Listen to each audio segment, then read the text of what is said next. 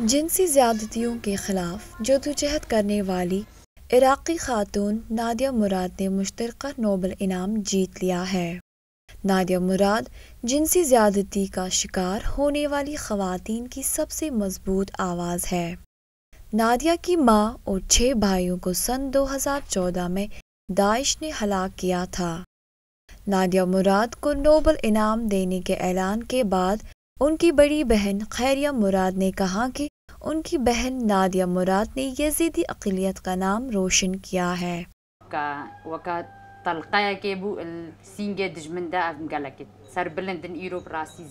یہ ہمارے لیے بڑی فخر کی بات ہے۔ یہ دشمن کے سینے میں گولی چلنے کے برابر ہے۔ ہمیں امید ہے اس کا مستقبل روشن ہوگا۔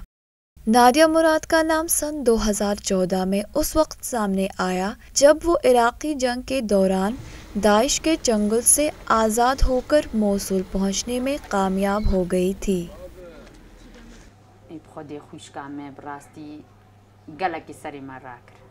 آج ہم نادیہ مراد کے انعام سے ہی خوش نہیں بلکہ جنسی زیادتی کے خلاف اس کی مسلسل جدوجہد سے بھی بے حد خوش ہیں۔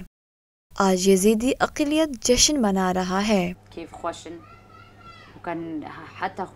پچھلے روز نوبل انعام کا فیصلہ کرنے والی کمیٹی نے کہا کہ نادیہ مراد نے جنسی تشدد کا نشانہ بننے کے بعد اپنے ساتھ ہونے والے جرم پر خاموش رہنے سے انکار کیا اور اپنے ساتھ بیتنے والے ظلم کی روداد دنیا کے سامنے لا کر زیادتی کا شکار ہونے والی تمام خواتین کی نمائندگی کی۔